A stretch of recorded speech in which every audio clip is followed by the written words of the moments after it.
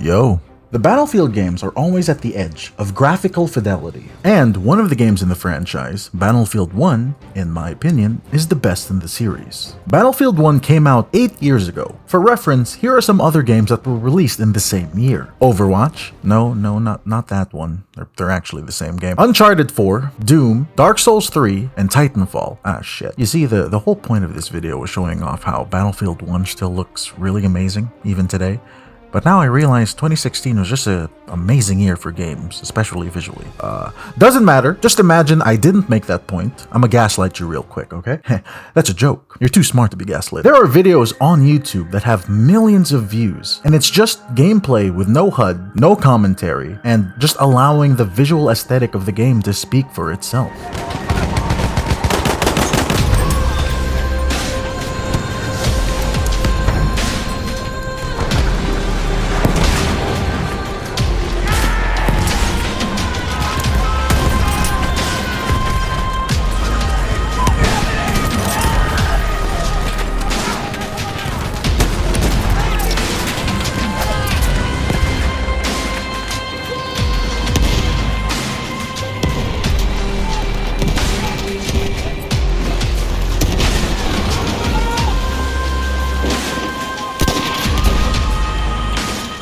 Hi Internet Wanderer, my name's Argonax. I make video reviews, essays, commentaries, and shorts. I hope you enjoy my content enough to do the YouTube things. Anyway, back to the topic at hand. Despite being a somewhat older game, by FPS standards, it still has a rather healthy player base. Like all Battlefield games, they are known for their massive team battles. 32 versus 32 players duke it out, boots on the ground. There's various war machines available for the player to use, such as horses, which are unironically harder to kill than tanks. It's very satisfying when your entire team makes a coordinated push and you can see the enemy front line getting smaller. And on the topic of wars, it's just cool to see games being set in World War I. It's a conflict that doesn't get a lot of representation, especially back in 2016. The developers had to make a lot of concessions in order to make Battlefield 1 hold up as a modern-day FPS. Modern as in the gameplay and the polish, not the setting of the game, and not that type of polish. They'll be relevant in the sequel. One of those creative liberties was the weapons available to the player. You see, World War I didn't really have that many weapons for ordinary soldiers to choose from. For the most part, almost all soldiers just have different versions of bolt-action rifles to choose from. Sorry to burst the bubble of any unaware Battlefield 1 fans, but some of these guns didn't exist. And a lot of the more exotic guns were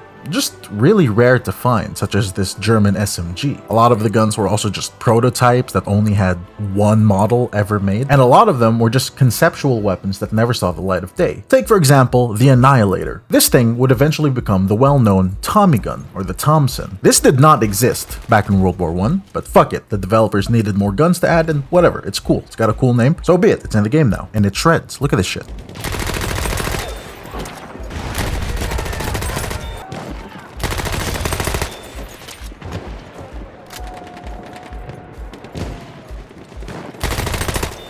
Those awesome Zeppelins that you see all over the trailers and the marketing, yeah, those were almost never used in an offensive manner back then. Wartime Zeppelins had some niche use for scouting and spying, but when your method of covert surveillance is a 600-foot flammable balloon, it's probably best that these things weren't used more often, or, you know, at all. All the humanity and all the tragedy. Also, World War I was a bit of a shit show. It was called the War to End All Wars. Small spoiler, that didn't end up happening. There's a reason that the quote great unquote war and trenches are synonymous with each other. A real World War I game would have the player hunkering down in muddy trenches, crawling with rats and cockroaches and God knows what, praying that they don't get mustard gassed in the next hour. Now, that doesn't sound too fun as a game, but then again, the devs knew exactly how to gamify World War I. Regardless of realism, a lot of the weapons on offer here are just really cool. There are 4 classes to choose from, and they all get different weapon archetypes. The Assault class gets shotguns and SMGs, and make up the bulk of the deaths on my team. Medics supposedly get semi-auto rifles.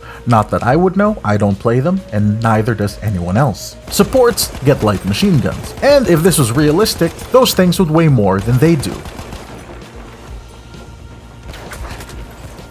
And finally, recon, who do not do any reconnaissance, they just camp the corners of the map, getting an average of 1 kill every 2 minutes. And on a related note, I hate the sniper glint mechanic. In this game, the only way not to show off the sniper glare is by using a less powerful sniper scope. Fun fact, it's a good thing flashbang grenades didn't exist back then, but it doesn't matter. You can substitute it just by looking through a fucking glass tube, and then all of a sudden, your entire vision is blocked by this beam of light coming from a scope 300 feet away. You know the reason that these fucking things exist? Because too many console babies were complaining about getting domed from halfway across the map when it's their own goddamn fault for walking through an open field with no cover. But hey, what do I know? I'm just an unskilled scrub. In an unrelated note, look at what my character can do. Woo, I love playing on a mouse and keyboard. What was the point I was trying to make again? Oh right, weapons. Most classes just have various copies of the same weapon in each class, but each one does something slightly different. For example, the support class has 3 Browning automatic rifles to choose from: Trench, Storm, and Telescopic. The Trench variant has very good hipfire accuracy.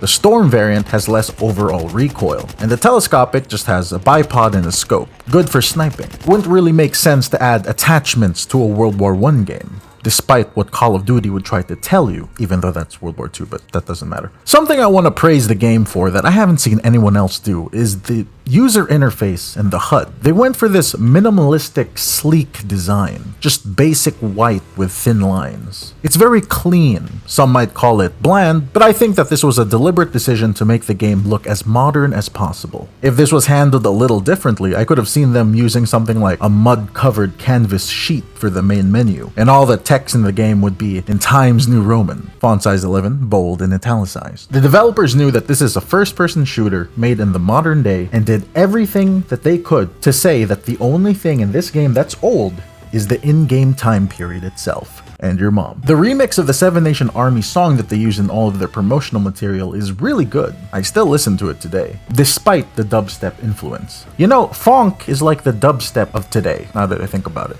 Many years ago, I remember I tried to force myself not to like Battlefield because I was an edgy contrarian as a kid, and still am now. I was always a casual FPS player. I preferred Call of Duty over Battlefield, even though I have never played a Battlefield game before at the time.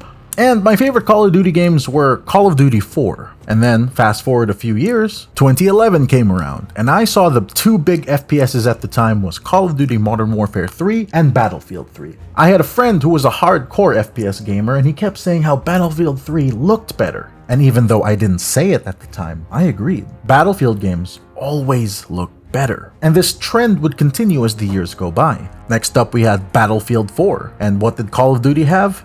Advanced Warfare, and Battlefield won that one. And the final nail in the coffin was in 2016. In one corner, you had Battlefield 1, one of the most visually impressive games ever made. An amazing FPS with incredible action and tactics. And in the other corner, you got Call of Duty Infinite Warfare. It's rather unfortunate that Battlefield 1 is considered the last great Battlefield game. Battlefield 5 was polarizing at first, and it did eventually get better, but it never reached the height that Battlefield 1 did. And then there was Battlefield 2042, which I don't need to say anything about it. There have been various other video essays made on the topic. You can go watch them. Needless to say, it was a disaster. And Battlefield 1 is on sale. I would highly recommend it. It's amazing, and I truly cannot emphasize this enough. It still looks like one of the best games ever made. And in order to end this video, I'd like to leave you guys with an ominous note. Recently, the EA CEO said that they were interested in making new Battlefield games. And he said that they want to continue to bring us gamers, quote unquote, another tremendous live service. Please, for the love of God, never try to hype up your games by calling it a live service. It's not even out yet. How can you make us hate a game that's not even fucking out yet?